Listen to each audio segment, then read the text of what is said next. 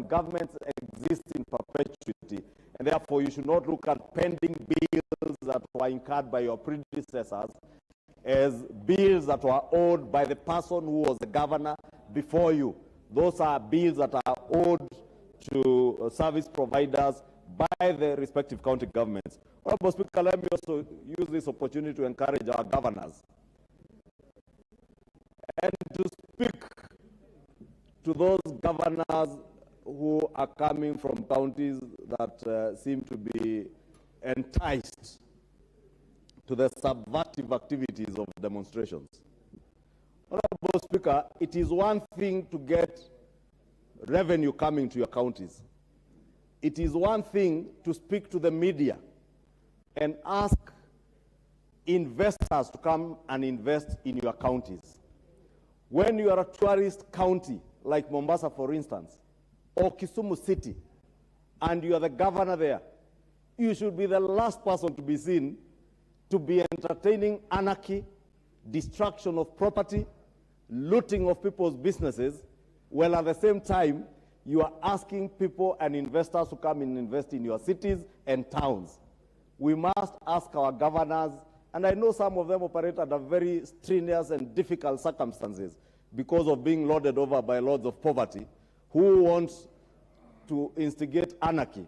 But governors, please protect your counties from the anarchy and abuse by those who think that they can control you, and encourage investors to come and invest in those counties so that governors can be able to not only focus on what is coming from the equitable share of revenue from the national government, but to focus on their own source of revenue. Many of our counties, Honorable Speaker, for instance, the city of Nairobi has no reason even to be depending or to be looking up to the central government or what is being raised nationally to even pay their salaries. But I see all these governors, Mr. Speaker, are always crying, we are waiting for money from the center. Devolution was not just about devolving power, but devolving resources, but also devolving the means of raising resources locally and nationally.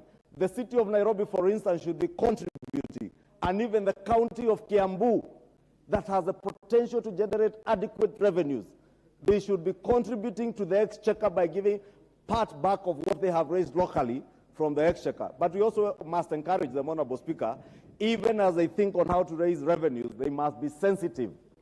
I have seen the temptation by some governors to institute through their finance bills revenue-raising measures that are detrimental to the growth of the national economy and even their own economies, Honorable Speaker. And therefore, they must strike a very good balance in terms of the revenue-raising measures that they institute locally and how much they will do not to jeopardize their own work and that of the national government.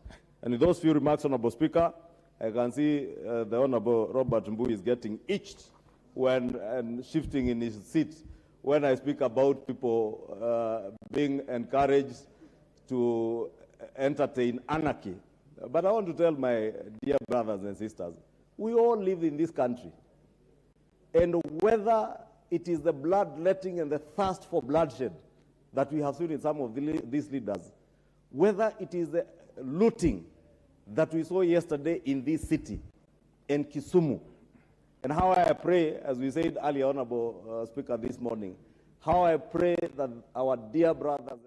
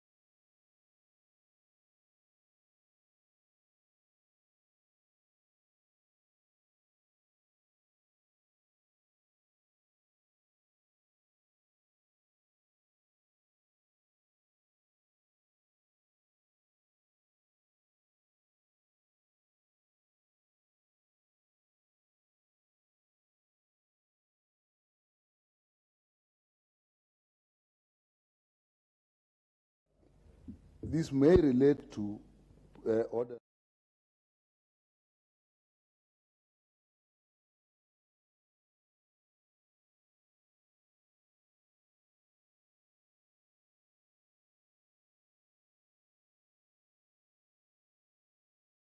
Actually explaining what slavery means. And Mr. Speaker, I say this because the Honorable Honorable Ichung'wah, that I actually respected, has had a tendency, Mr. Speaker, to make statements that actually in the House causes ill feelings.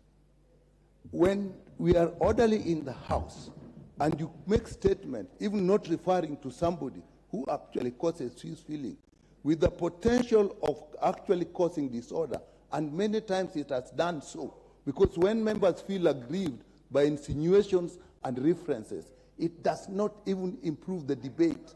So, Mr. Speaker, is that in order? And look, if you extend 107A, you may find that even talking in a way that can actually cause disorder is in itself disorderly.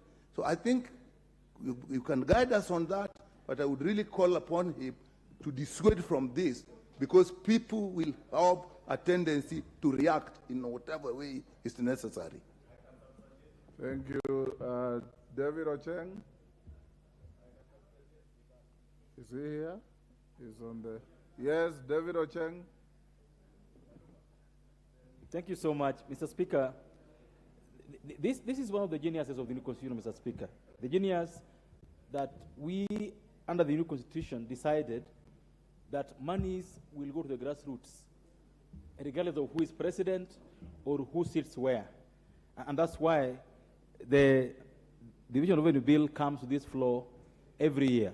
Mr. Speaker, this is the means through which we ensure that counties are funded and are funded well. Mr. Speaker, the government of the day has said that they want to ensure that the counties have resources regardless of where they belong politically. And that's why I want to thank the Honorable Ndindi, especially on his comments, that going forward, this Parliament and Senate will ensure that, first of all, the monies approved get down to the counties. Because, Mr. Speaker, that is what is causing problems now. That you sit here, approve monies to the counties. Most of these monies are being taken to the counties very late June, July.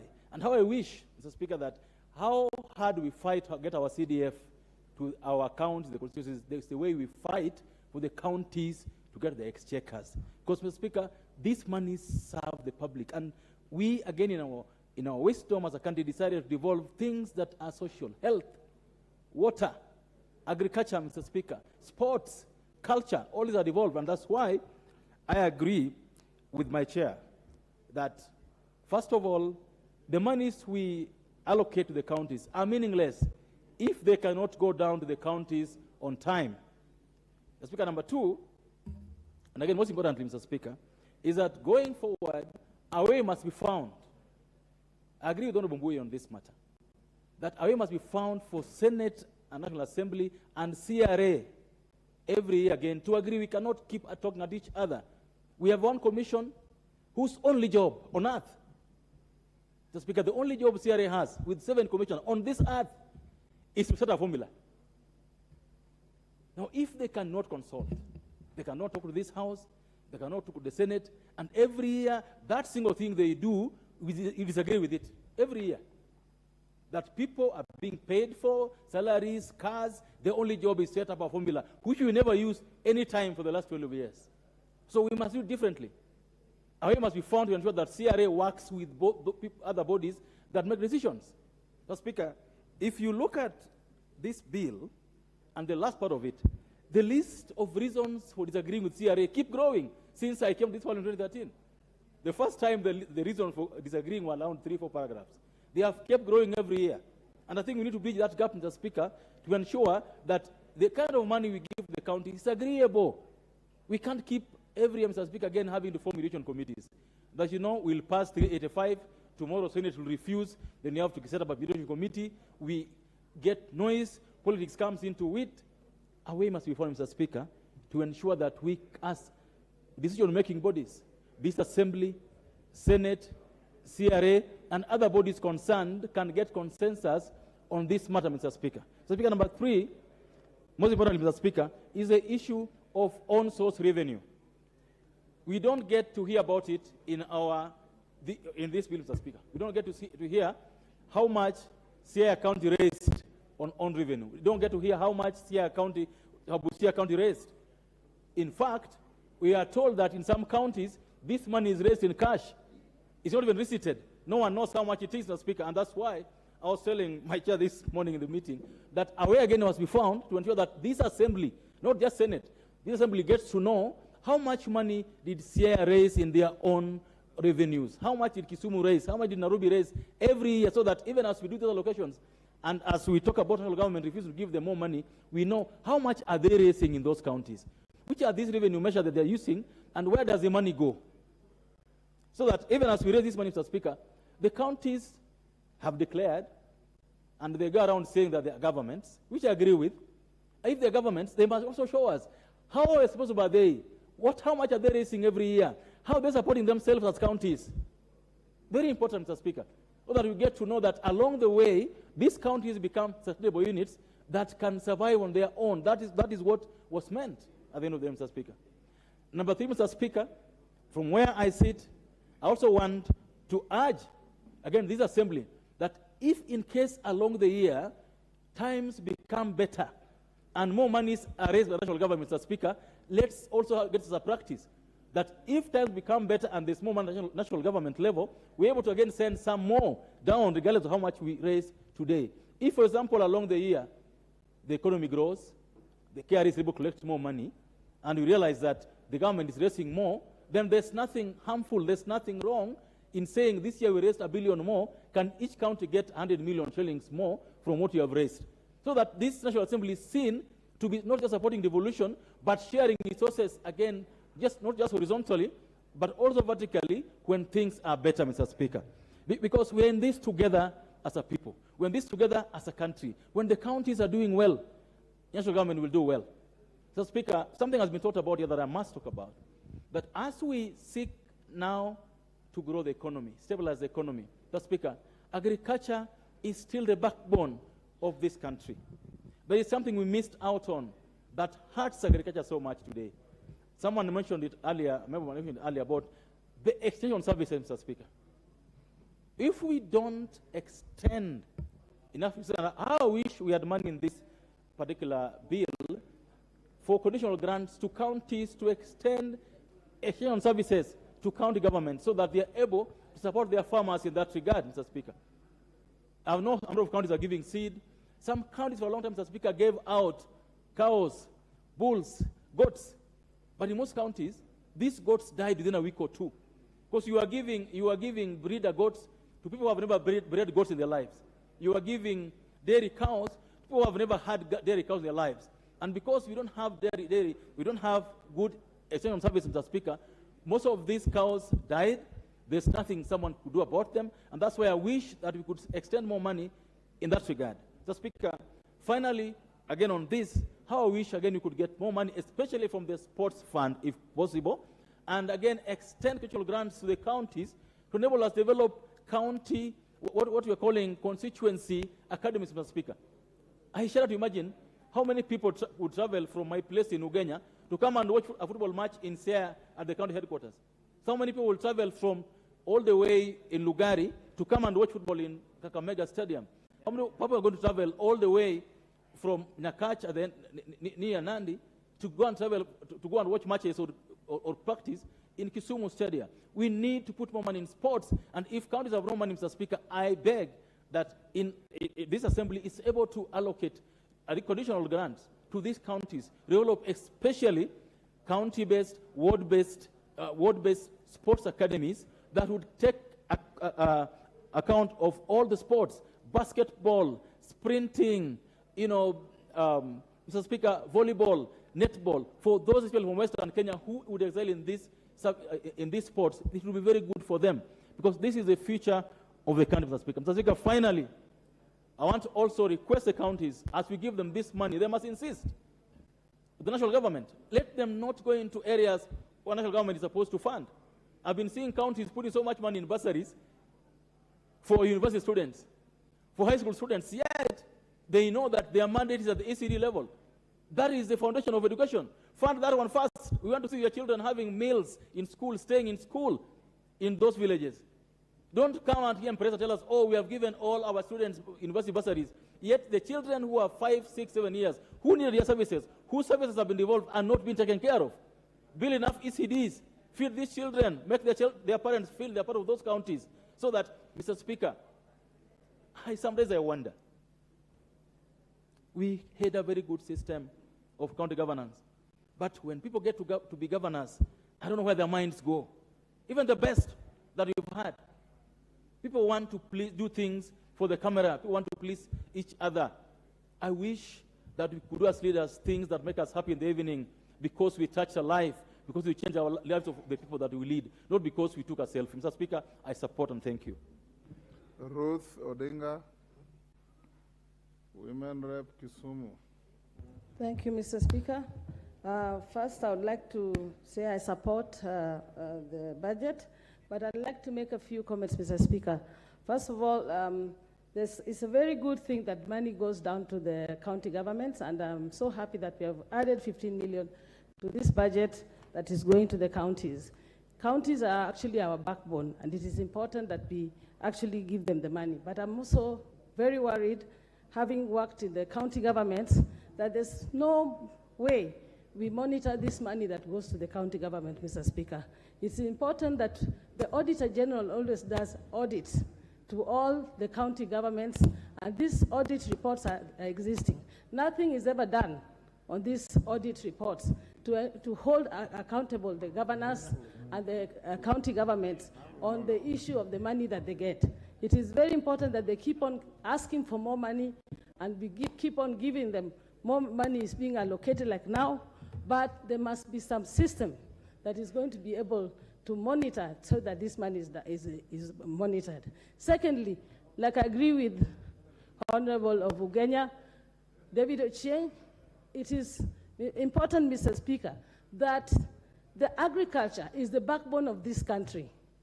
And if we can be able to give more money to agriculture and look at how the agricultural systems are working, it is very important that the majority leader was talking about an issue of extension officers getting vehicles. There are literally no extension officers in these our counties. The last time employment was done in agricultural department probably is about the 90s. Up to now, we have very old extension officers. Most of them have retired.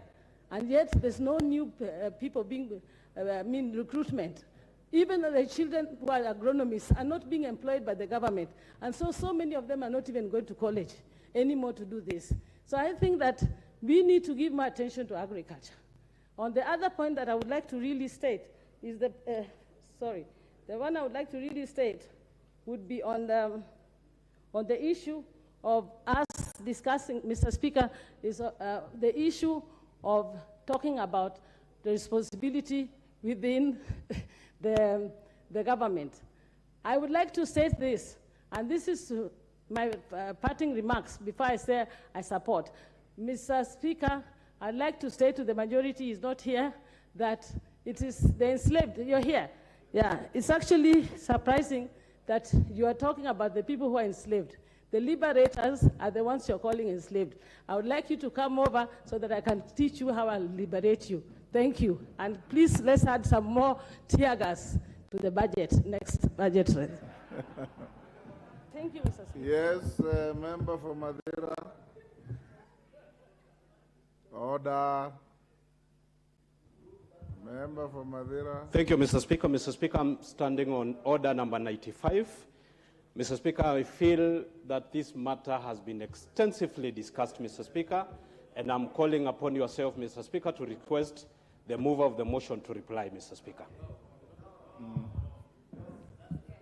Is that the mood of the House? Is that the mood of the House? Yes. Honorable Undo, what is the problem? I'll give you 2 minutes, then I put the question. I call the mover to reply. Thank you, Honorable Speaker. We have argued that this is a house of debate. We should be allowed to debate matters of national interest without being gagged by probably people who can make more noise than the rest. Honorable Undo, I've given you the floor to debate. Thank you, Honorable Why Speaker. do you want to go into irrelevancies? Thank you, Honorable Speaker. I stand to support the Division of Revenue Bill, and in view of the shortened time, allow me to make two important remarks.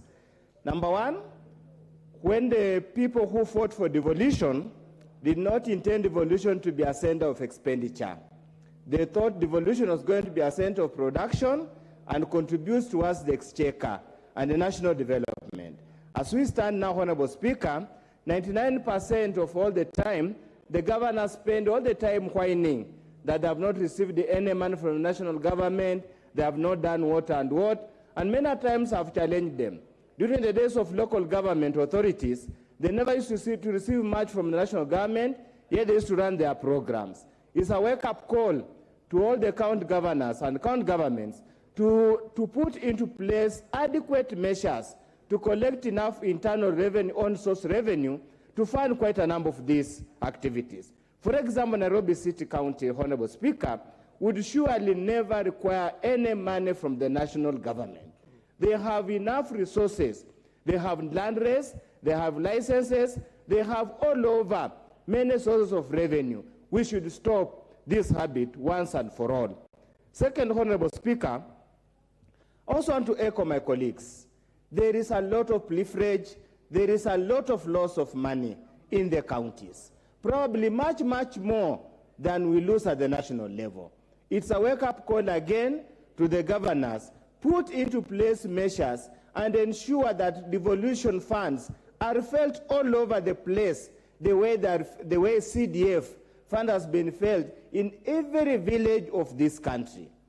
Honorable Speaker, the issue of pending bills should not be a political tool that any new governor who comes in punishes those contractors who worked under the previous government to settle political scores. Just as with the national government, there must be a first charge. And once they have been verified, they must be paid without delay, Honorable Speaker. Finally, Honorable Speaker, I want to urge the county governments, once they receive their money, they should win themselves this big boy mentality of always rushing to the national government, hobbling through one state department to another, looking the free balls called development. They have their money. Let their money work for them. There's no money left here in the national government to give the county government. They have got the shareable revenue of 385 billion. Let them go work with that money. Instead of living in Nairobi here, spending money that we are taking flights to Nairobi, looking for per diem to come to Nairobi, spend in your counties and work for the people with the money you have and collect money from the various places so that we move forward. Honorable Speaker, as I conclude, as we prepare, we need to look at the budget, but unfortunately, Honorable Speaker, the tear gas being used now is so diluted, corruption has even entered into procurement of tear gas. Thank you, Honorable Speaker. Ndindi Nyoro, you may now reply.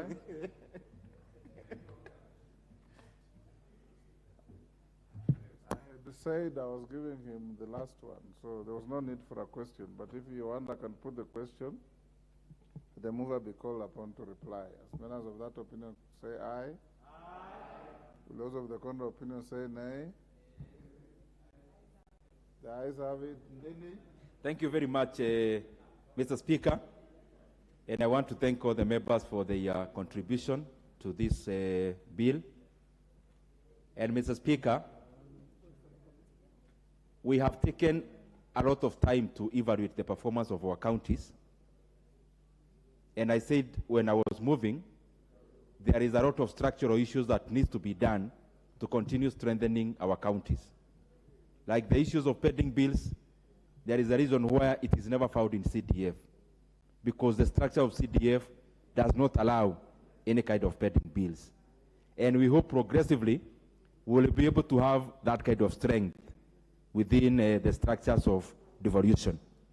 Mr. Speaker, lastly, on a light note, I have listened to my sister, Ruth, in regards to tear gas, and I want to confirm to this House, in the supplementary, in the BPS, and also neither in the current consideration, Mr. Speaker, that you are considering.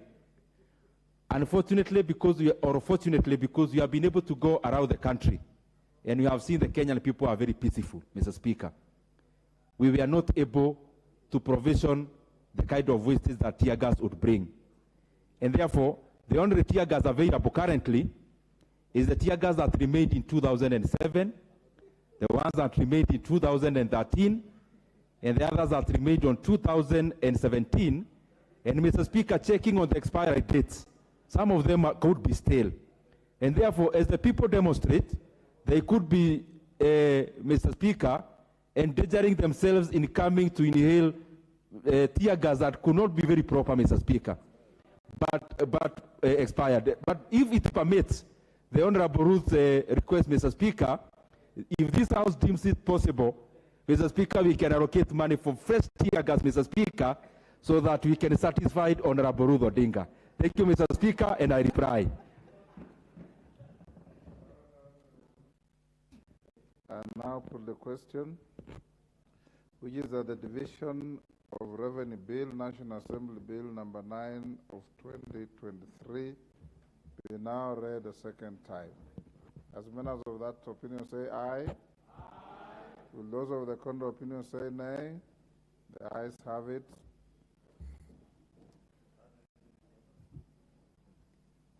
A bill for an act of parliament to provide for the equitable division of revenue raised nationally between the national and county governments in the 2023-2024 financial year and for connected purposes.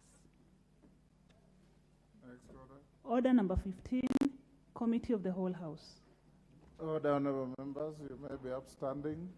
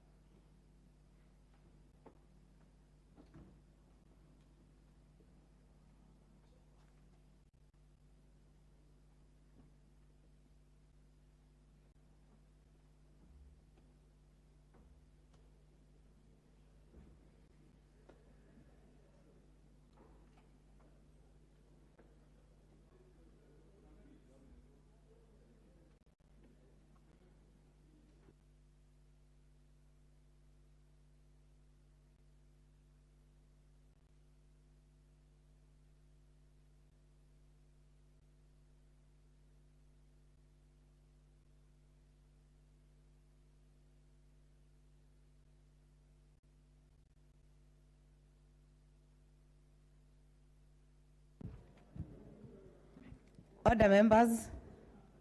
We are now constituted as a Committee of the Whole House to deliberate on the Division of Revenue Bill, National Assembly Bill number 9 of 2023. Clauses 3, 4, and 5. I propose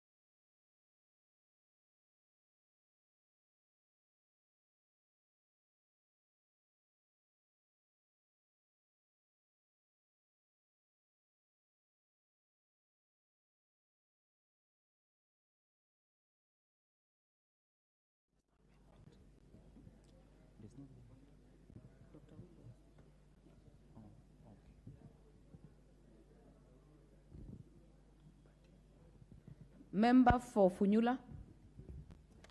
Chair, is it possible you could compel the chair of the Budget and Appropriation Committee to listen so that he can answer, or do I proceed this unanswered? He'll miraculously hear what I'm talking about.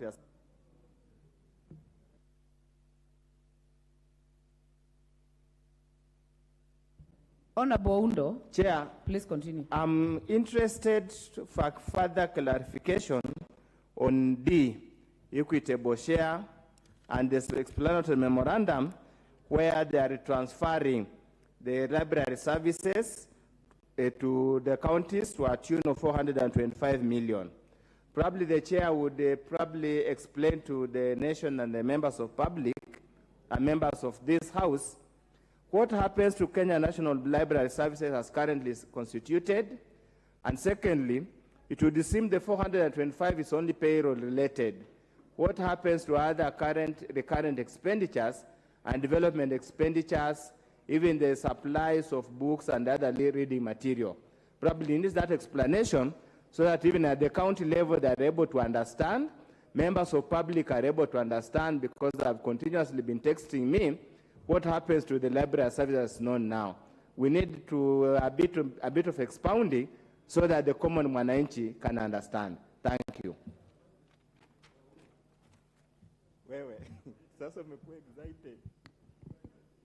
Chair, Budget and Appropriations Committee. Thank you very much, Madam Chair. The approximately 430 million Kenya shillings is a transfer, Madam Chair, to the counties, because as it is, Madam Chair, library services forms part of the devolved functions. And what we are trying to do, Madam Speaker, is to transfer gradually and sequentially that function. We have just started with the salaries, Madam Speaker, and I'm sure the other allocations will follow. And Daktari is aware, Madam Chair, devolution is not an event, it is a process, and we are in that process, Madam Chair. Thank you. I'll now put the question that the schedule be part of the bill. As many as are of that opinion say aye. As many as are of a contrary opinion say nay. The ayes have it. Clause 2. I propose the question that clause 2 be part of the bill. I now put the question that clause 2 be part of the bill. As many as are of that opinion say aye. As many as are of a contrary opinion say nay. The ayes have it. Title. I propose the question that the title be part of the bill.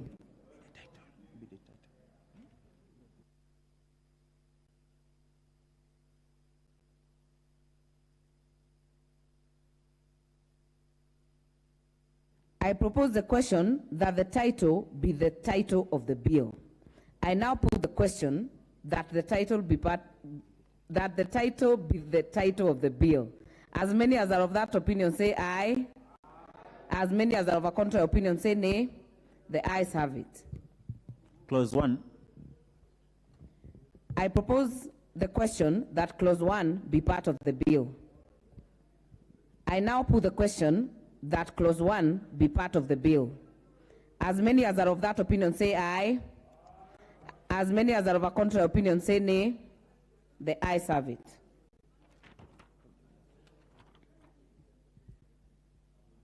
Mover of the bill. Honorable Chairperson, I beg to move that the committee do report to the House its consideration of the Division of Revenue Bill, National Assembly Bill number 9 of 2023, and its approval thereof without amendments.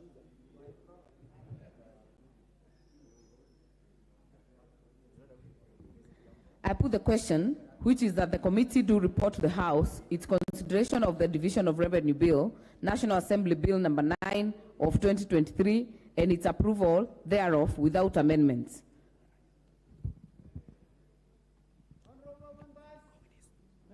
I have not put the question.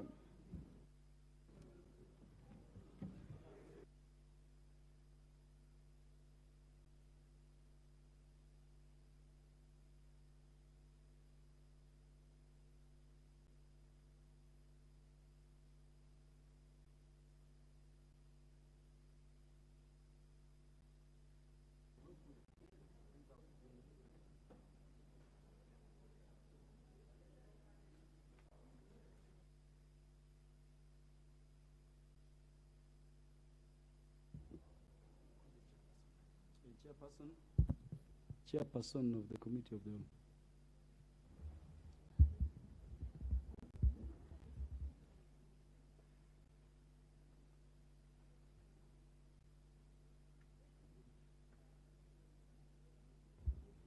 Honorable Speaker, I beg to report that the Committee of the Whole House has considered the Division of Revenue Bill, National Assembly Bill number 9 of 2023, and approval of the same without amendments. Mover.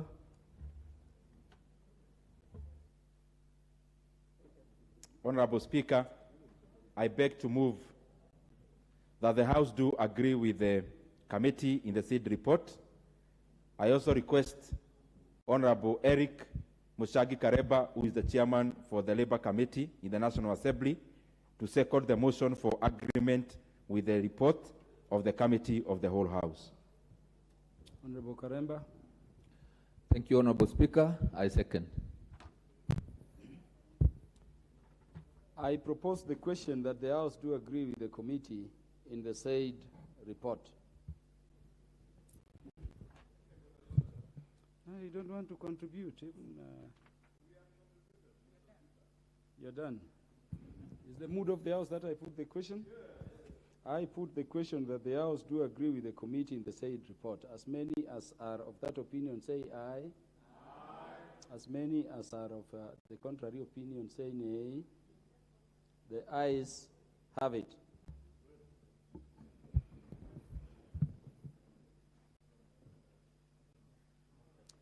Mover to move that reading. But, Honorable Speaker, I beg to move that the Division of Revenue Bill, National Assembly Bill number 9 of 2023, be now read at that time.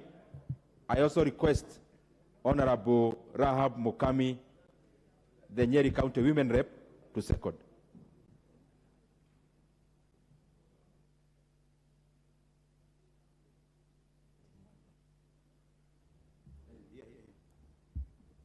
Honorable Chair, I second. Honorable members, I propose the question that the Division of Revenue Bill, National Assembly Bill number 9 of 2023, be now read a third time.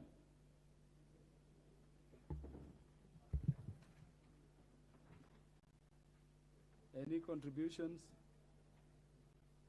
Is it the mood of the House that I put the question?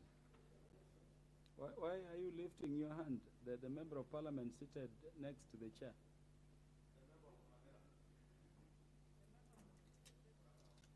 Give him the mic. Mr. Speaker, you need to, the Honorable for Kiharu need to know that I am a member for Madera constituency, not Muranga County, Mr. Speaker. I am supporting that the bill be read for at that time, Mr. Speaker. and with no further mention, without further ado, isn't it? Yes. Okay, it being the mood of the House that we put the question.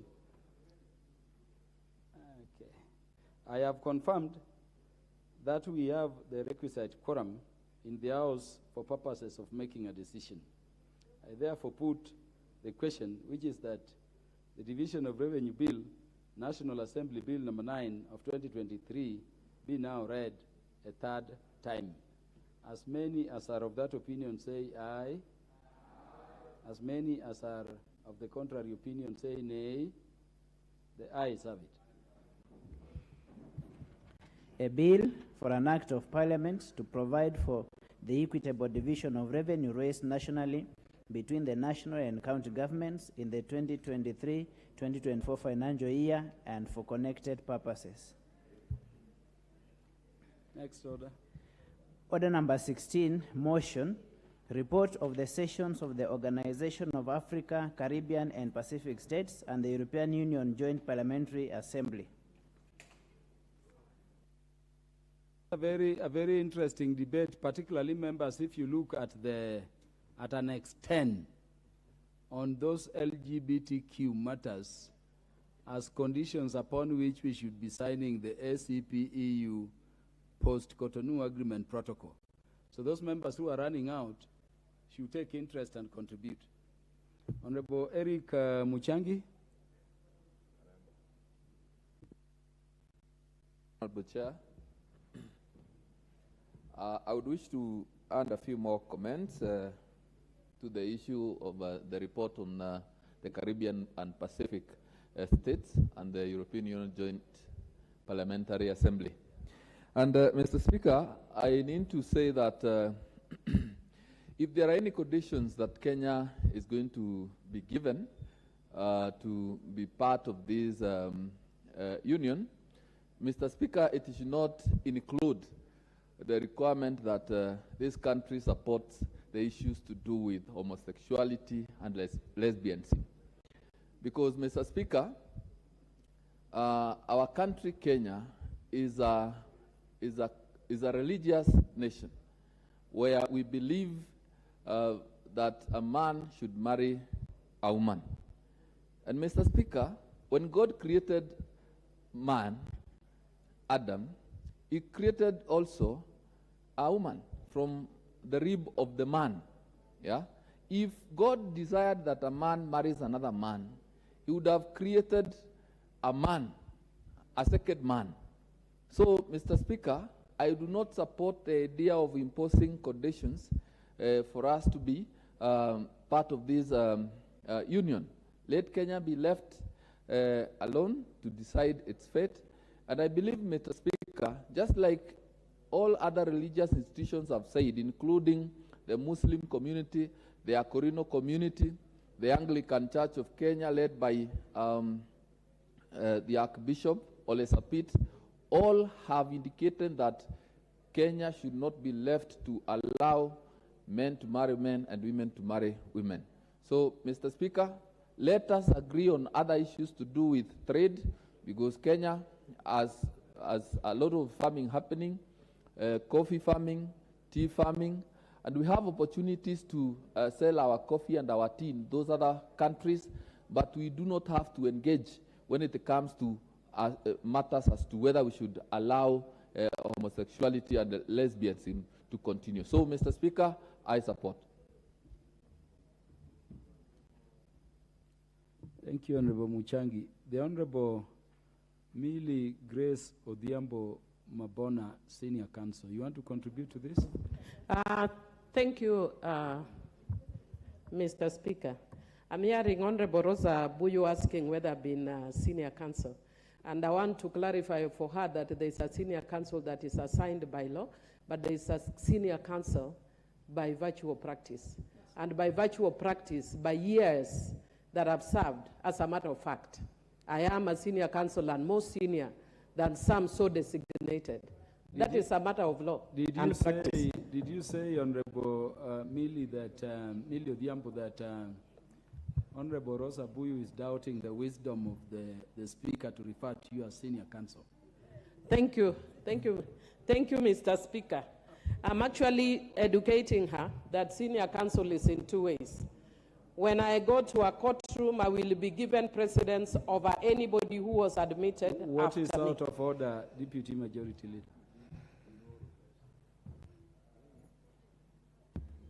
You know, Mr. Speaker, there are times when the military clarified that one Major Oluke and Captain Dediba are not captains or majors. So it was wrong for them to use titles like that in this House. And I think it was made very clear. So if the honorable member, who I have a lot of respect for, has not officially earned the title of Senior Counsel, which is provided for in statutes in this country, then she should wait for her time, bid for her time, so that she can get there. And I would love to call you Senior Counsel because you deserve it, but wait for your time, sweetheart. Honorable Owen Bayer, you are being smart. You are contradicting the Speaker while pretending to be addressing Honorable Millie Odhiambo. Remember, it is the Speaker who recognized the Honorable Millie Odhiambo as Senior Counsel for the experiences, particularly on matters children, matters family, and the matters she's proceeding to address us about. So don't bring the judgment of the Speaker to the question. It is not allowed. Honorable Millie, you'll proceed. And thank you, Mr. Speaker. And I want to thank Honorable Owen Bayer for calling me sweetheart. And I will call back and call him sweetheart. And having called him sweetheart, I will take the opportunity to educate him that in the legal profession, you become senior by virtue of when you sign the role of advocate. So anybody who signs the role of advocate after me is my junior. So to that extent, I am a senior advocate vis-a-vis anybody who has signed after me. And that is very many lawyers. So by that virtue alone, I am a senior counsel.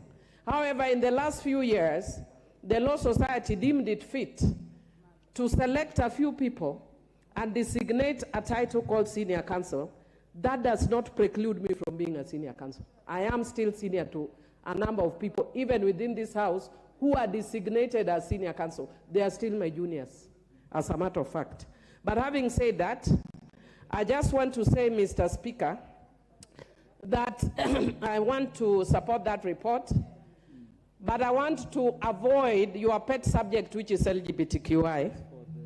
And Mr. Speaker, the reason I will avoid that subject is because it has no impact on litmus paper in relation to my life. Mr. Speaker, I want to speak instead to the issue of the Treaty of the ACPU. I have been a member of the Pan-African Parliament, and in this session, I was actually hoping to be a member of the ACPU Parliament. And one of the reasons that I am not pursuing it is because of the issue of the expired treaty, which I was hoping would be designated along the lines of the Pan-African Parliament. And Mr. Speaker, if you look at the way the Pan-African Parliament is designated, is such that once we have a new parliament, the Parliament of Kenya will designate 5 people that we pass through this floor, and you become a member of that parliament for 5 years. And you are able to contribute meaningfully in that parliament for 5 years. But what is happening now is, by the structure of the ACPU, is that we only have 2 members who you could say are permanent members, who are the speakers. So when I actually requested to be designated there, then Mr. Speaker, I was told I can attend some sessions. And as the so-called senior lawyer that I am, I don't want to attend a conference. I want to be a member of a parliament. I don't want to be in a conference. And so I'm very happy, and I want to thank the members of this parliament and the Senate across the floor who in absentia elected me to the IPU, Committee on Human Rights of Parliamentarians, and by that designation, I stand to sit in the IPU Parliament for 2 years. And I have been there for the last, we've had actually 2 sessions. It's a very powerful committee, but also a very important committee because it deals with issues of human rights of parliamentarians. And I want to say that one of the things that I want to thank God for as a country is that we have made serious progress in terms of human rights, and I'm hoping that this country does not go back on the mileage that we have had in terms of human rights. If you see some of the things that my committee in IPU deals with, parliamentarians, like one woman parliamentarian who was shot dead because she could not agree to marry an army general. We have cases of women who are gang raped members of parliament because you don't agree with the executive. We have people who midway their term, they are stopped from being members of parliament. But even more recently, I won't mention because it's a friendly country, one of the countries actually we had members of the police in uniform getting into parliament. Mr. Speaker, those are things that we hope we never see in this Parliament of Kenya, or something close to what we saw in 2014 when we were dealing with the Security Laws Amendment Bill. And I'd want to encourage, and that's why some of us come on very strongly, when we see even indications of violations of human rights or things that look like dictatorial tendencies that are emerging by this government. Mr. Speaker, I want to encourage that even as the government of Kenya is negotiating over the ACPU, the new treaty, our main focus should be actually the structure and the powers that we have within the ACPU. Because I've talked to some of the members who have served in the ACPU, and their concerns is that the power tilts much more towards Europe than it does to the Pacific or the African countries. And one of the things that I'd also want to encourage is to find a way of creating connections without making it an appendage of the Pan-African Parliament, because one of the things that I've heard being said is that they want to see how they can make SCPU sort of an appendage. One of the things that I've seen through even the recently meeting that we attended in Bahrain, in Manama, on the IPU, is that it gives us opportunities, despite our diverse cultures, to discuss issues that are of concern to us as the world, as a globe, as Africa, and even as Kenya, so that we put forth our issues. The tragedy, of course, that from the African perspective is we never seem to speak with one voice. I'm hoping that Kenya can take leadership, which it already is doing very well, and I want to congratulate our speakers for the leadership that they have shown. Kenya is doing a very, very strong showing in the IPU, and our voices on various issues is heard very, very strongly.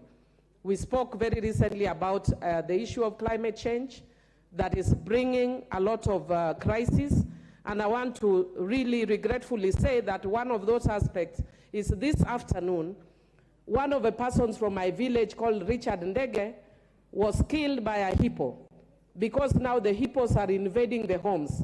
And I'm actually calling the wildlife that they must, Kenya wildlife, that they must see that there's something that they must do to make sure that they create that sort of balance, even as we are dealing with issues of climate change. Mr. Speaker, I'd want to say that some of the things that we must be negotiating as a country, even in the new SCPU agreement, is to ensure the inclusion of women and to make sure that the voices of women is heard and that is entrenched in the treaty the number of women who will be permanent members of the SCPU. Otherwise, Mr. Speaker, I support and thank you. Thank you, Honorable Millie Grace Akoth Odhiambo. Very informative, always on matters we overlook as Parliament. The Honorable Dr. Wilberforce Oundo, the MP for Funyula. Thank you, Honorable Speaker. Legislation, as we always say, transcends national boundaries. Legislation, as we say, must bring some form of cooperation and pursue the endless goal of globalization. So there must be some uniform sets of rules, regulations, and laws that wherever you go, if it's an offense of murder, it remains a uniform offense of murder. And that's why it is important that whenever we have an opportunity, Kenya, Africa, and all other countries join an association where cross-cutting legislative issues and emerging issues can be deliberated. That's why I stand here today, this moment, Honorable Speaker, to note and make comments on this report in respect of Organization of African, Caribbean, Pacific States Parliamentary Assembly that was tabled in the House sometimes late last year. Honorable Speaker, perusing through this report briefly, it touches on quite a number of issues in the main body, but more tellingly, Honorable Speaker, because when you look at it, the common principles that's supposed to be a basis of discussion is democracy and human rights, sustainable economic growth and development, climate change, human social development, peace and security, migration and mobility. Honorable Speaker, I have had quite a number of comments from colleagues and from other participants, and they basically have an issue based on Annex 10. And when you look at Annex 10, the report seems to analyze some and bring and highlights some extremely disturbing issues that we as African continent, we as Christians, I as a Christian, I do not know what religion the speaker professes, but occasionally see him looking as if he's a Christian, and I do believe he's also a Christian, he shares with us, is actually after continuing towards a new agreement with Africa, Caribbean, and Pacific Honorable states. Oundo, did you ask about the religion of the speaker? Yes, so that we are on the same lines. The speaker is a Christian and a practicing Catholic. Thank you, Honorable Speaker. Then I can speak on a matter where the Speaker also appreciates the importance. Honorable Speaker, there is an attached analysis. The Cotonou agreement has ended, the discussion of a new agreement, and when you look at analysis, Honorable Speaker, you'll allow me to pick a few issues here and there, and I will read verbatim, even though I'm fully aware that we are not supposed to read a written text when we make a general contribution on the floor of the House. For example, examples of governance structure and funding changes. It emerges that the EU will be the one having dominance in each one of 3 protocols. Honorable Speaker, it is scaring. Yes, we might not be as developed as the EU.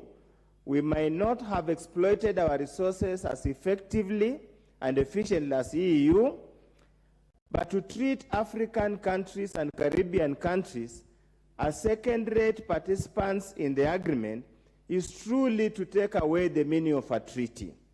From a very basic understanding, a treaty is a negotiated document that gives each party to the document equal or equitable powers and the authority to make decisions and participate. On that score alone, Honorable Speaker, it would seem this agreement, POSA agreement, is extremely loop-sided. Honorable Speaker, again, we stopped being colonized by the Europeans. It is important they allow us to go forward. But Honorable Speaker, in contrast, the pending treaty will mandate compliance with a variety of new alleged human rights that the European Union is pushing, including abortion, controversial, comprehensive sexuality education for young children, and special LGBT rights. Honorable Speaker, that is antithesis. That is unacceptable for Kenya, it's unacceptable for many Africans, and it's unacceptable to many right-thinking people of God. Honorable Speaker, it is important that whoever is charged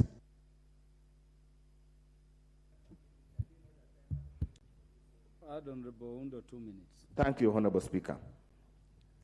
Honorable Speaker, I want to repeat, controversial comprehensive sexual education for young children and special LGBT rights. Honorable Speaker, our older generation is going through so many problems. We are only looking upon to our young people to salvage this generation. When you go to European countries and the countries in the North, Honorable Speaker, generally, the social fabric of a family is broken. They should not let the stress of broken families be transferred to us. We are not the cause of their broken families. They should leave us with our strong family values. Probably that's the only thing that we have pride of that we need to have with ourselves. Honorable Speaker, we are Africans, and Africa is our business. We must protect the sanctity of the family. We must protect the character of the family, because we here in Africa, we do not have very strong social welfare programs. We depend on these children. Honorable Speaker, some of us would die of heart attack if it ever came across our mind that any of our children are LGBT.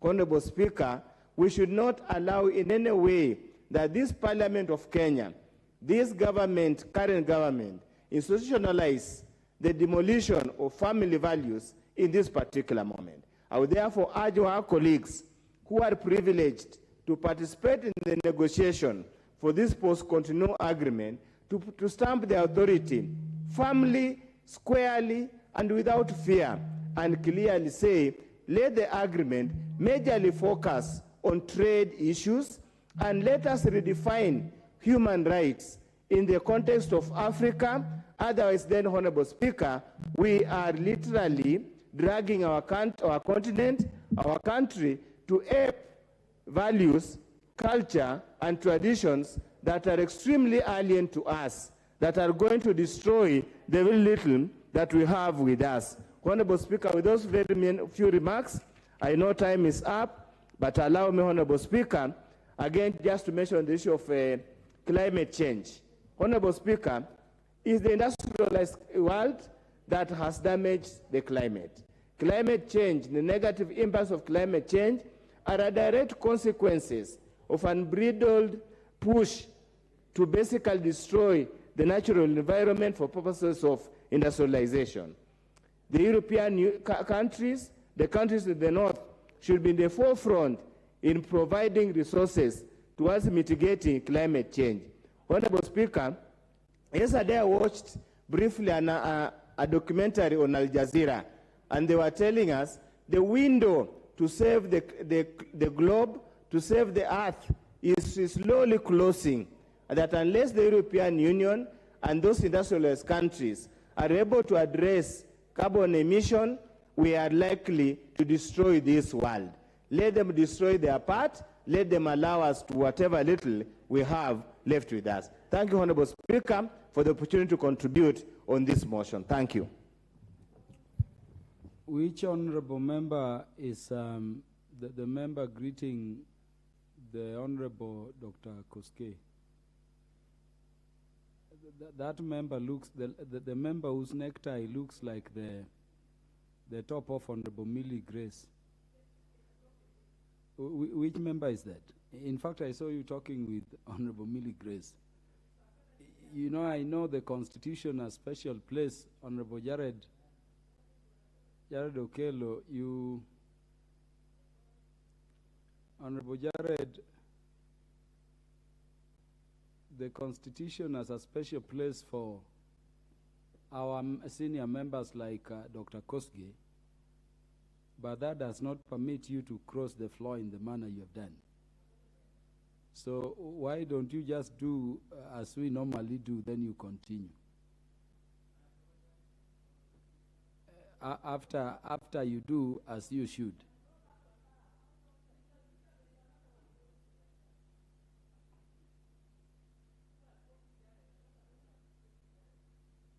I thank you very much. You wish to say something in relation to that conduct? Correct. Give him a minute. I thank you very much, Honorable Speaker. Whereas I was also quite interested in the topic of discussion, and I was placing myself on a seat because I understand this is your pet subject, Honorable Speaker. I firstly want to apologize for crossing the floor unnecessarily. But Honorable Bishop here is a very good friend of mine, dating back several years.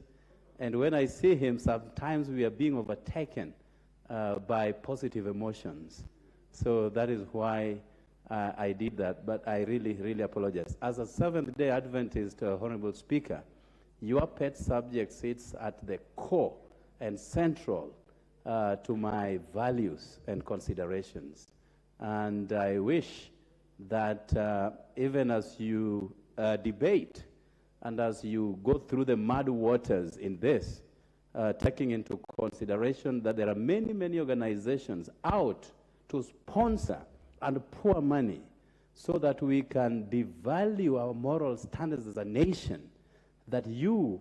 Honorable Jared Okello, you're making some very good contributions. But did I ask, you see, you were to apologize, which was also a discretion on your part.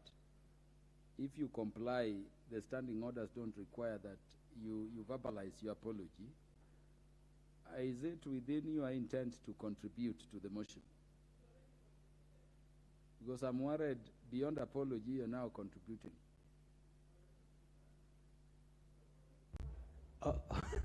Do you intend to contribute to the motion? Honorable Speaker, I may want to contribute to the motion if time will allow. You want to contribute? I will want to comprehensively contribute to the motion. Yes, so the apology is ended and done with, I would request you take your seat. I want to recognize you and give you a chance to contribute. I stand guided, Honorable Speaker. After we allow Honorable Okuome Adepo, who was the next next in line to contribute. I stand guided and thank you, recognized. Honorable Speaker. Yeah.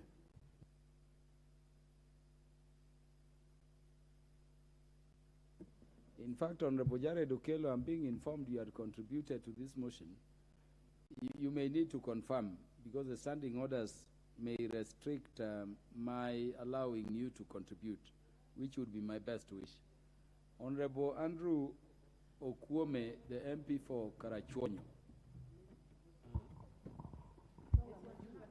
Thank you, Mr. Speaker. I'm happy you have given me a chance. Now, regional organizations like ACPU is very important, and I have therefore to contribute to it. Now, the one thing I must say is that if we have ACPU and strengthen it even more in the new renewal, it will help us more, especially we Kenyans who are in the lower stage of development. I want to really urge my colleagues that we give support to this motion and emphasize that this will help us in strengthening human relations and dignity. This is important because we know, for example, the rights of humanity has been interfered with by several people. The climate change is another very important factor affecting the world over. And when we have a regional body like ACPU, our voice will be heard. It will be heard much more than if we were speaking alone as Kenyans. I therefore feel that we should give support to this motion. I have also in mind LGBT, which really needs a collective action of all of us, the countries of goodwill to godliness. If we join together as ACP and oppose that kind of thing, I think we will be contributing positively to humanity. I also do realize that there are many, many things that come along in the world for which we need some unity of some collective voice. And ACPU is very important for us, really. The human value has been downgraded a number of times. The LGBT I was talking about is another factor that degrades humanity. And I think in general, and in support of human values, trade, communication, and all the rest of them, I do support this motion, Mr. Speaker. Thank you.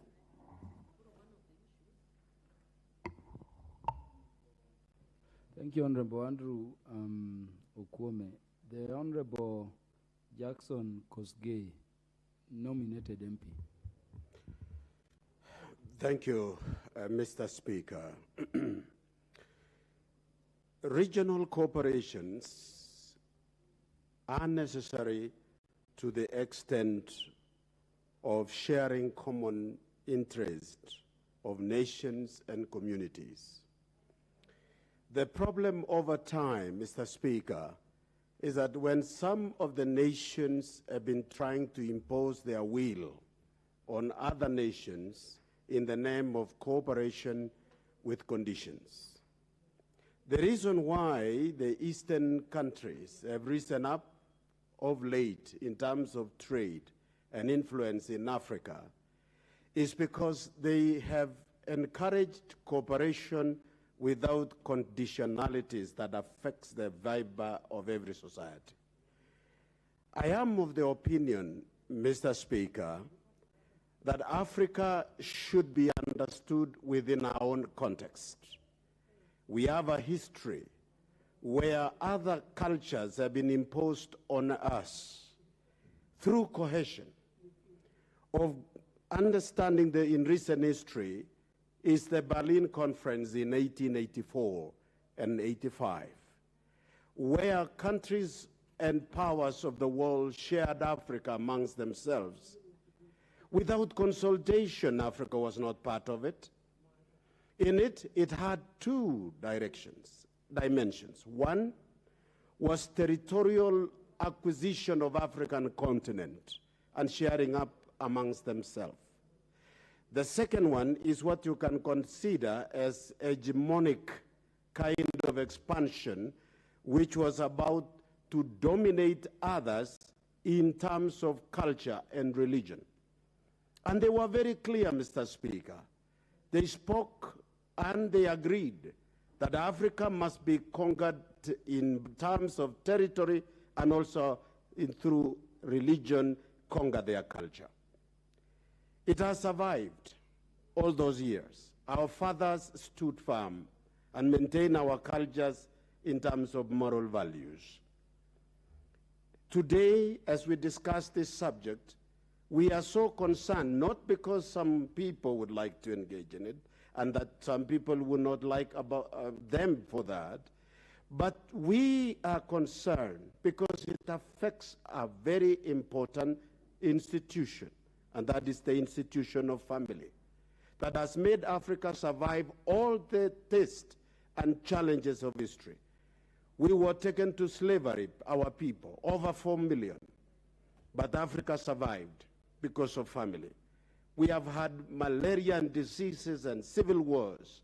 We have been held together as a continent because of family. We may not be perfect, but thank God we had families. Anything that redefines, reduces the meaning of our families is the enemy for Africa. We cannot give ourselves and give our children as an inheritance any process that can kill and finish our people. So, Mr. Speaker, whereas we would like to agree with the regional cooperation and the intention in it, whether it is trade, others, we must be respected in our own stand in terms of diversity. If it is human right to be inclusive, then diversity must be human right enough for us to be respected for what we believe. Mr. Speaker, I will support this motion as long as that part which talks about interference with the family values and our values as Africa should be expunged. The others we can support. Thank you, Mr. Speaker. And Dr. Koske, I hope you didn't need more time, because it is always very refreshing to listen to you on matters of morals and Africa. Would I hope you did not curtail your time because time was up, you didn't need additional time. The Honorable Joseph Kangara Larry, MP. Thank you, Mr. Speaker, for giving me the opportunity also to contribute to matters concerning this treaty. And let me start by saying that the original treaty, as it were, of course, was taking care of a number of issues that affected the people within the Caribbean and the African countries. But whatever is being introduced at the moment, actually, originally, we say that the agreement addressed the issues of human rights, but whatever is being introduced currently, as many members have said, we have seen that they're talking about explicit sexual education to children. And considering that most African countries, we have cultures. We belong to different cultures where we have our own way of doing things. Our children, and of course, even here in Kenya, even issues of marriage for children, we only say that you can only get married after attaining the age of 18. If anybody wants to introduce an issue where we are going to expose our children to sexual education when they have not attained the adult age of 18, then that is something that would say we would not be able to agree to that.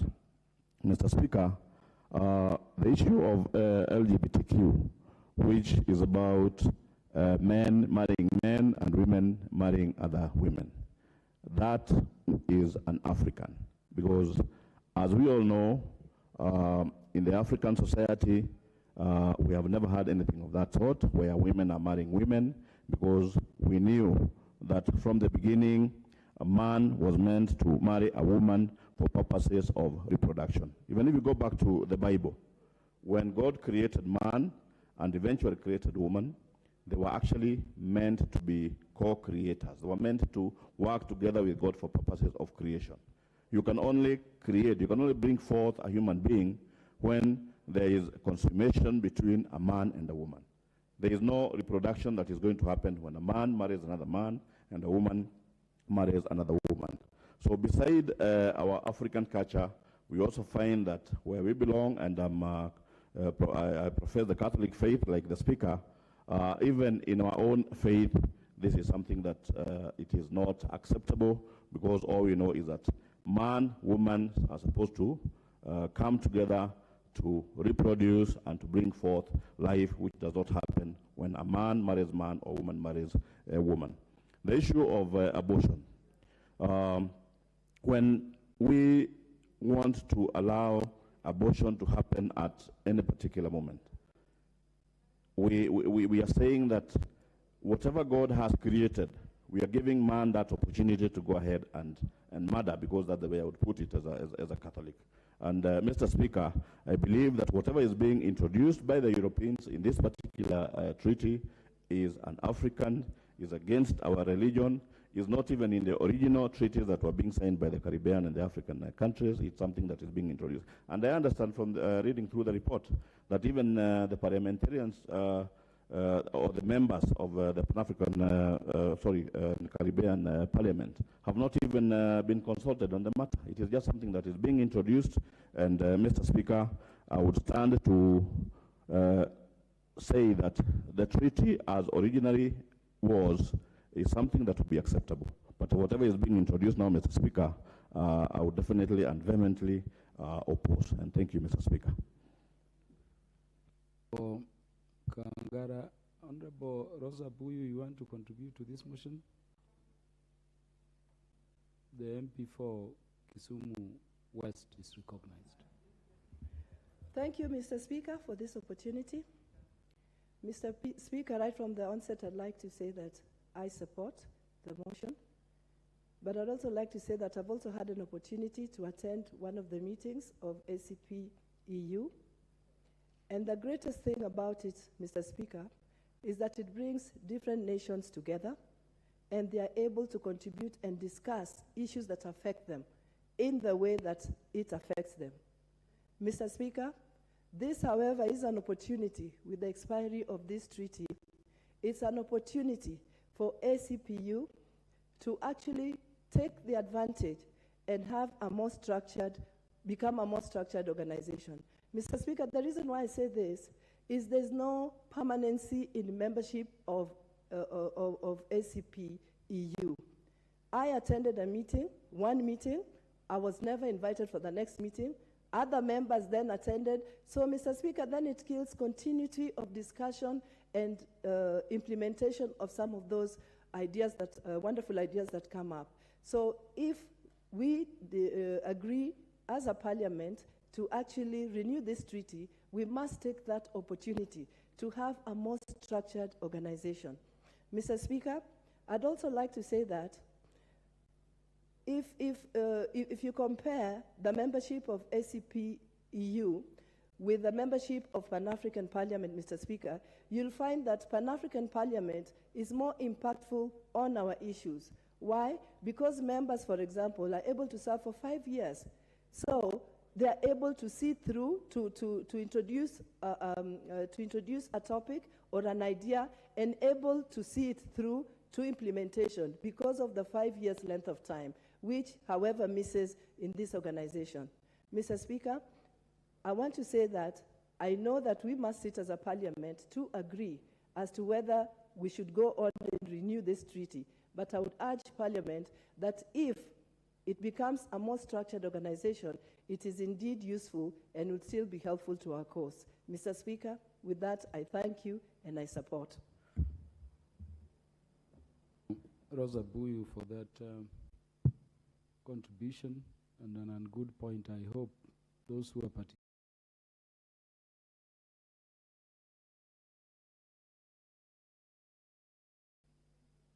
please do, you are recognized.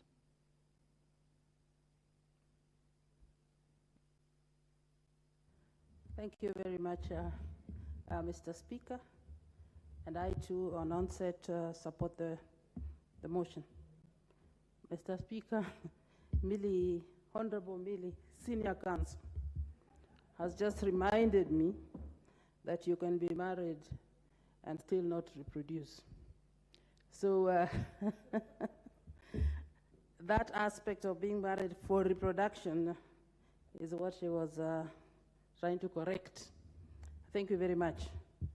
Mr. Speaker, we are aware that the treaty has expired, the ACPU. Mr. Speaker, it is an opportunity for member states to restructure it along the Pan-African particularly, so that Pan-African Parliament, which is 5 years, because with the current structure as it is, there is lack of permanency. And having different people coming in at a given time does not work well for the organization. Mr. Speaker, I also have a reservation on certain aspects of the treaty, on areas that member states are forced to sign, on areas that might be foreign to their culture. For instance, Mr. Speaker, on areas like LGBTQ, we know the controversy around it, and as a people, the African people, we don't support that culture. So issues such as that should be open to members to decide on what is good for them and what they shouldn't put or append their signature on. With those few remarks, so that I don't repeat what other members have said, thank you very much. I support once again. Thank you. Honorable John Kiragu, MP for Limuru. Thank you, Mr. Speaker, for giving me the opportunity to contribute. On the onset, I want to say that I support the report. I note that since 1975, the Cotonou Agreement gave directions and to the directions of how the treaty should move, but we see another one of 2000, the Rome Convention, which gave the treaty another 20 years, and I can see that it has been renegotiated to end this June 2023. Mr. Speaker, I want to say that it is good to have this treaty, but when you look at Africa and Caribbean, Mr. Speaker, you find that these are countries that have been colonized. These are countries that have undergone slavery. And sometimes, Mr. Speaker, sitting with the former masters and helping us to chart our future, it is not sometimes the best thing to do. I realize that, in fact, in the same period, Mr. Speaker, the Asian countries have moved and have left us behind. They have liberated themselves. They have grown economically. I see that one of the key things in this treaty was to eradicate poverty. Mr. Speaker, if you look at the 20 years, I don't think much has happened. We are in partnership with some of the strongest countries in Europe, the countries that for some years they have impoverished the African countries, taken our minerals out of Africa, have given us some democracies and leadership that has not helped the African countries. I believe, Mr. Speaker, that as a continent, and particularly with our brothers in the Caribbean, that we must ask ourselves, what is it that we need to put into our leadership so that we can truly get independence economically? We appreciate the effort and the assistance that has been given to us as the developing countries, but there is a problem because the assistance that has been given to us does not seem to help the nations that are in this agreement to make a breakthrough. So, Mr. Chairman, mine is to say that it is okay to have this treaty. It is okay for people to meet, but there must be, positive things that come out of these treaties. But for the Africans and the Caribbean to, again, be taken through another phase where we lose our moral position, particularly as a matter to do with this LGBTQ, I think is not acceptable. I think to lead ourselves, we know we have suffered long enough. We have no time now to cry over colonialism or slavery. What we need to do is to look forward and look at the East Asia, how they have been able to liberate themselves. Some of them were colonized almost at the same time with us, but they have left us behind. But we should not be spending so much time on discussions, on submitting ourselves to other moral standards of others, but we must chart our way forward. I believe when we meet in all these international forums, we must not lose who we are, and we must also work to make sure that we chart a new direction to liberate Africa. Thank you, Mr. Speaker. Thank you, Honorable Kiragu. The Honorable Dr. Naomi Wako, do you want to have a bite at this? Thank you, Mr. Speaker, for allowing me to add my voice to this motion of the report of sessions of the Organization of Africa, Caribbean and Pacific States and the European Union Joint Parliamentary Assembly.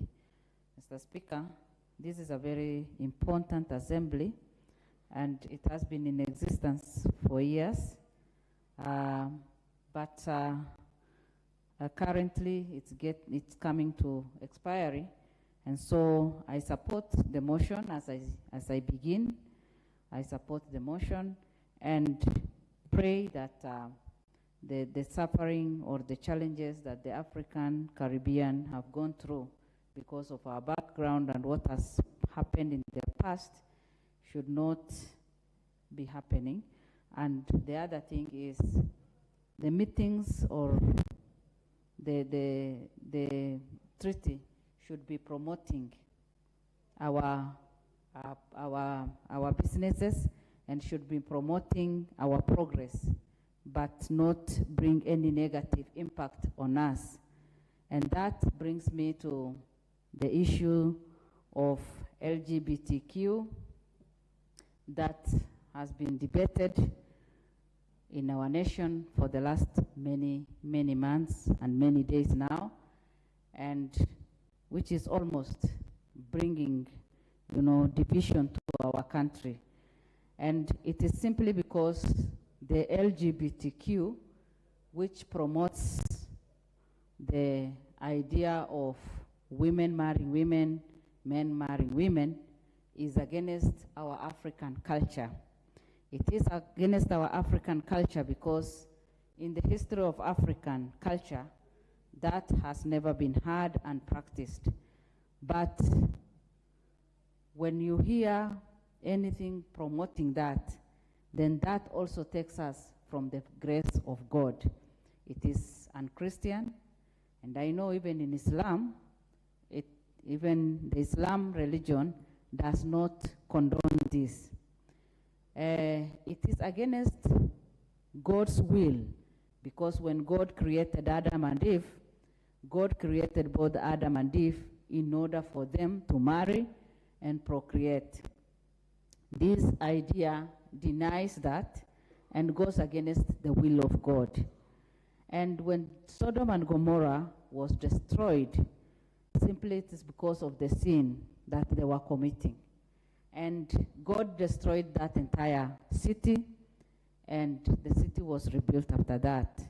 And so when we talk of ungodly practice, and especially in Kenya, where we are 85% Christian, I think it is high time for people to see how best we can turn our face to God and do those things that please God. The people who are promoting this are the same people who colonized us, in whose hands we suffered as African countries, where they have moved us from our culture, our traditional dresses, our mode of doing things, and our way of handling disputes and everything. And right now, they are trying to bring conflict between us and God.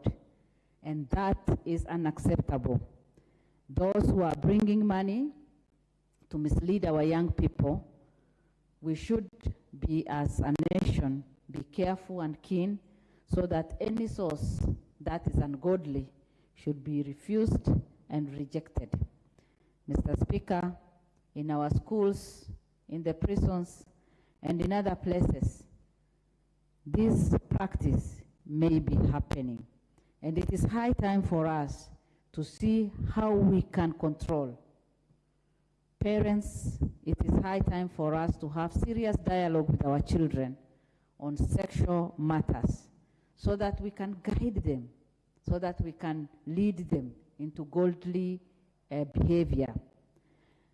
When a nation, gets influenced in many ways that does not believe or does not please God, then we will be punished when the time comes. I support the motion, but for the issue of LGBTQ, I am against.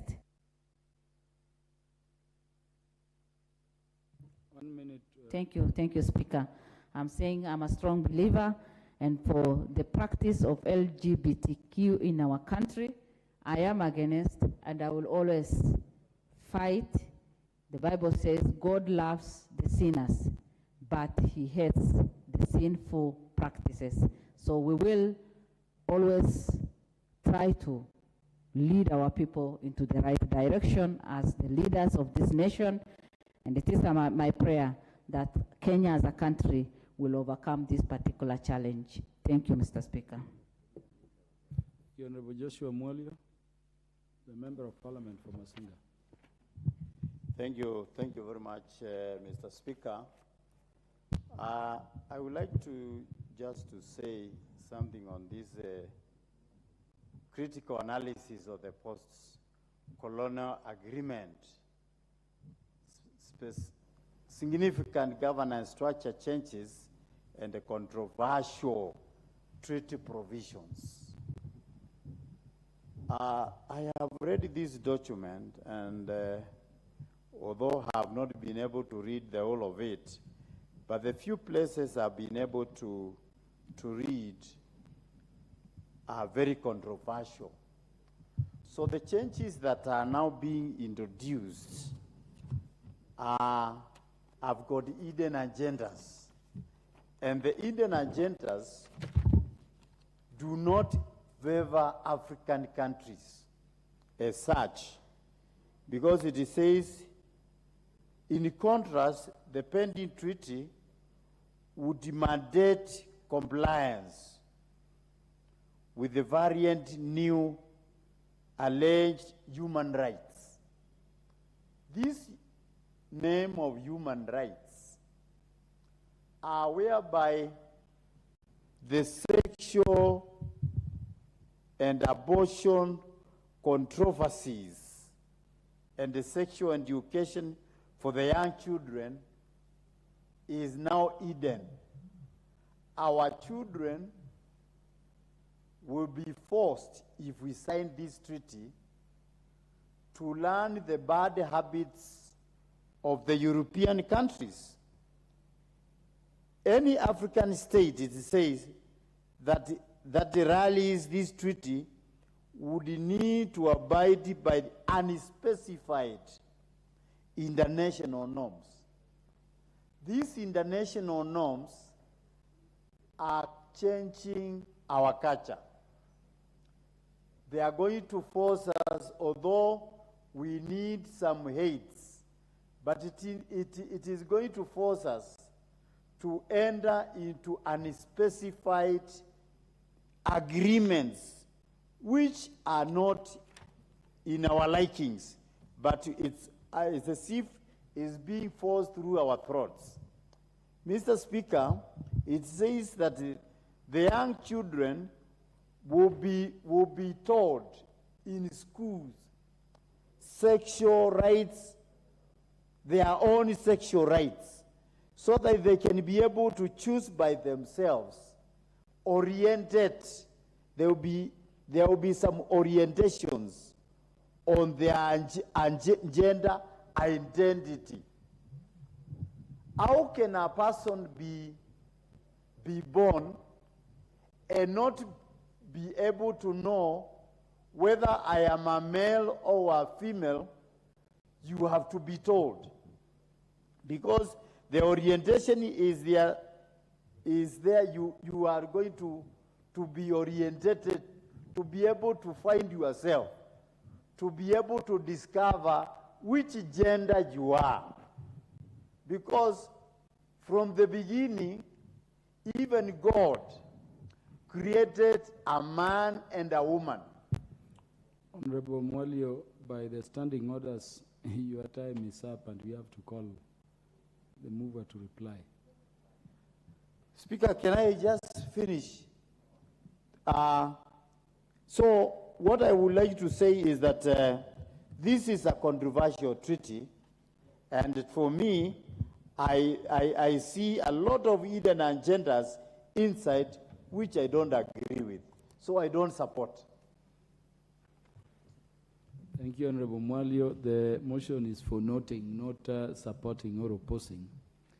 I've seen Honorable Muriu Mungai. Muriu, not Muriu Mungai.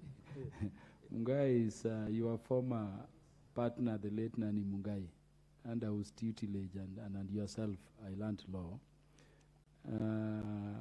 I hope you are not interested in contributing because time is up.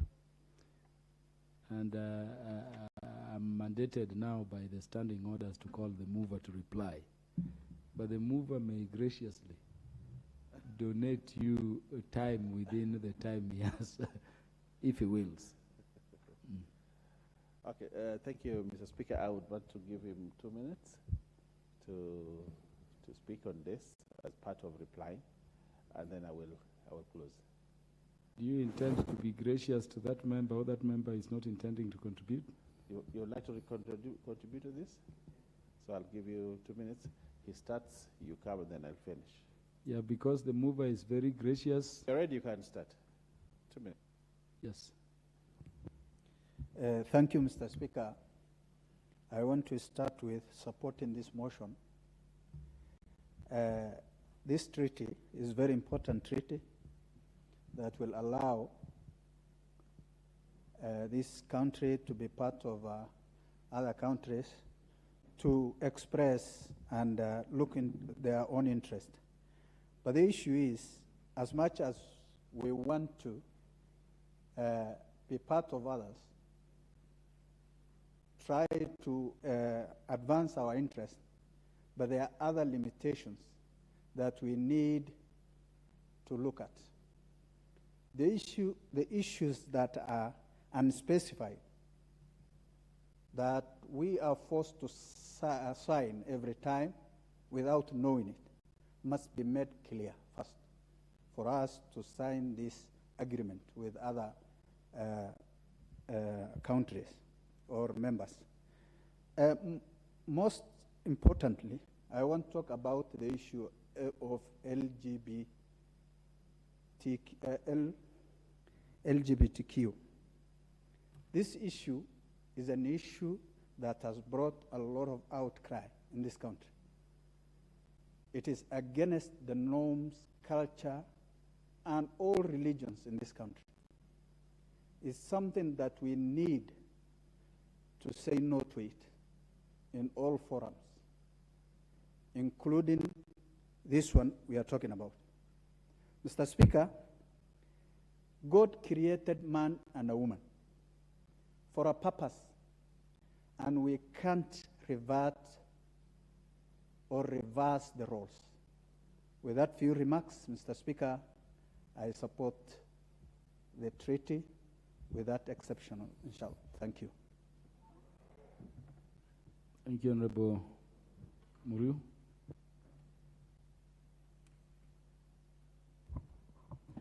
Mr. Speaker, sir, I want to contribute in support of this motion, in particular on this on the issue regarding to the 61st session of the Organization of African, Caribbean, and the Pacific, OACPS Parliamentary Assembly, for the second session.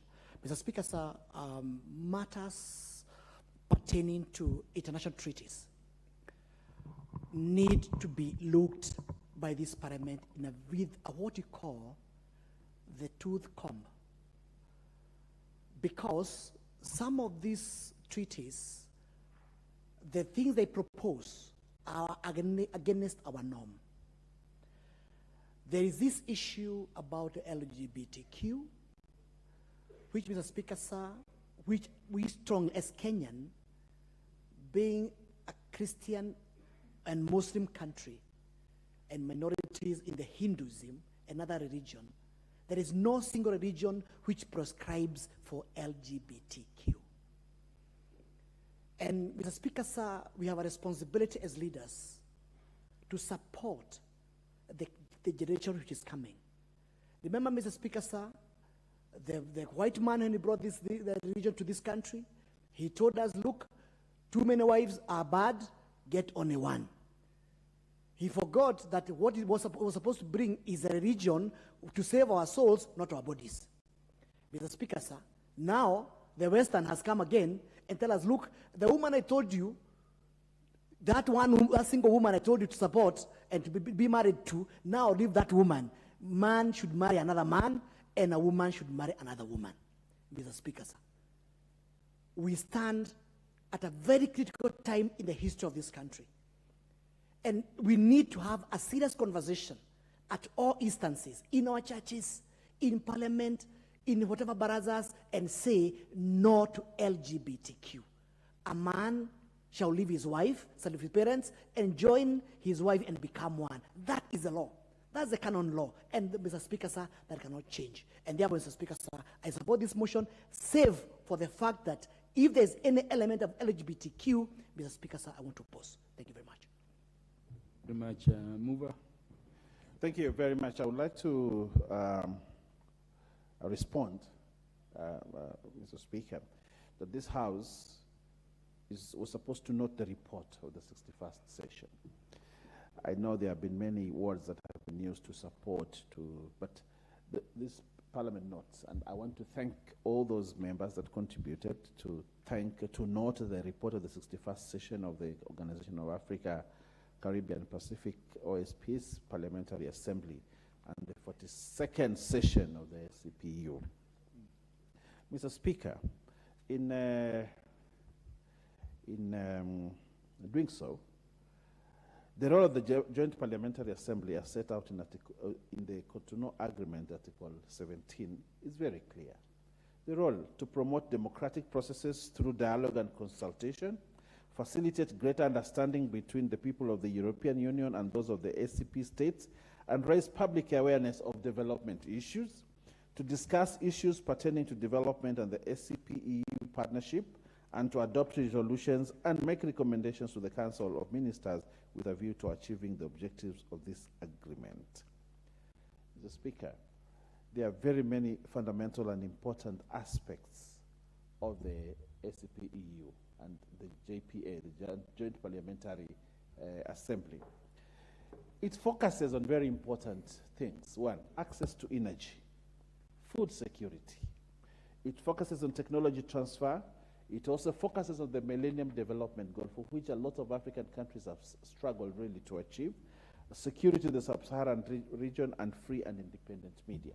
These are the important facets that form the discussions around the JPA.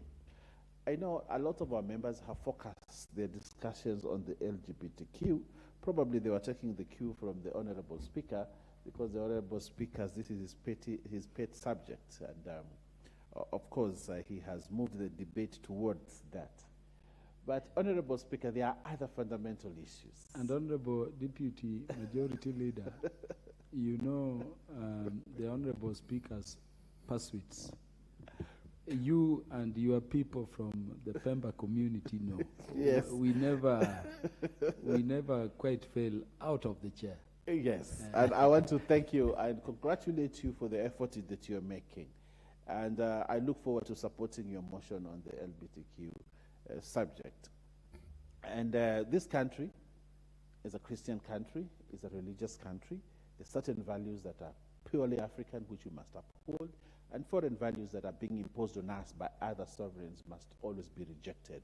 I will stand with you to reject this new thinking and new ideas that are being brought up. But in view of the JPA and the ACPU, Honorable Speaker, there are important things that we need to cooperate and collaborate with other countries, especially on access to energy. Today, almost 60% of Kenya is underserved in terms of energy. It is something that we need to cooperate with other people to see how we can resource this country and other countries to ensure that Africa gets enough energy in order to light up their homes and industrialization and reduce the cost of production. So, Honorable Speaker, I want to note and thank everybody, and including you, Honorable Speaker, for supporting this motion that has been brought, and we look forward to the new agreement so that ACPU-EU can continue. I thank you, Honorable Speaker. Much. For the convenience of the House and for good reasons, the question relating to this motion will be deferred to the next time it will sit, and it will be scheduled by the House Business Committee for consideration. Next motion. Next order. Order number 17, motion, general debate on the proposal to Parliament to consider amending the Constitution and the standing orders. Resumption of debate. Mr. Honorable Yusuf, on a point of order. What is out of order? Give Honorable Yusuf. I am standing on point of order number 35 for lack of quorum for this specific, the specific motion. Thank you. Is it your position that from your observation the House appears not to have quorum? Do you ring the quorum bell, we confirm?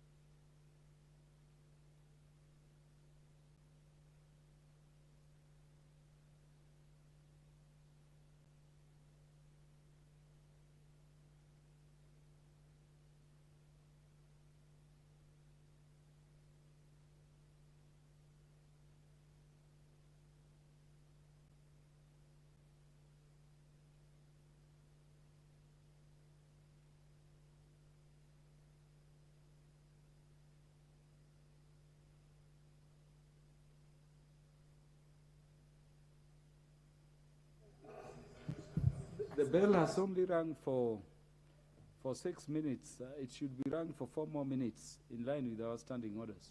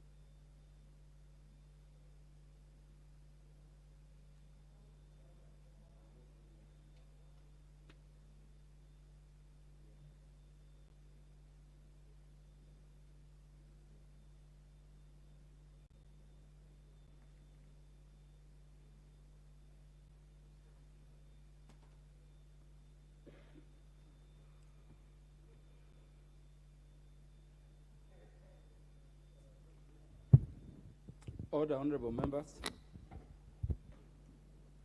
The House has fallen short of the requirements of Standing Order number 34. It will therefore be adjourned in accordance with Standing Orders number 35. And the time being 6:10 p.m., the House stands adjourned until Wednesday, the 22nd March 2023 at 9:30 a.m.